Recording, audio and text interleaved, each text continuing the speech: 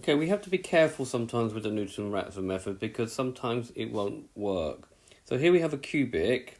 We have 3 roots. These are the orange ones here. 1, 2, and 3. Now, if we choose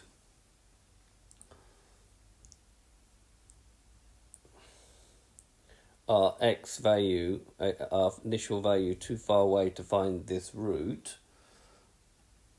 then what might happen is that it might actually converge onto a different root.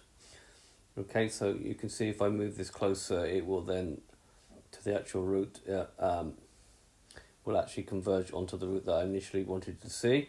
So in here we can see it's going to actually converge on the root that I don't want it to be. So you need to be careful that you don't choose your initial value too far away from the root that you actually want to find.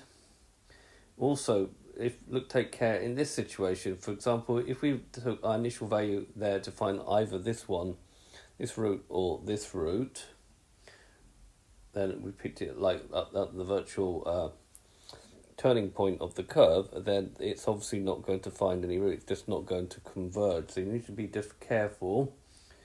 The same would happen here as well. You can see that we don't get any iterations here.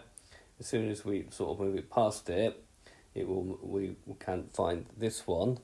But if I wanted to find that one, then I'm too far away from it. I need to be the other side of the turning point. That will allow me now, you can see it now converging on that one.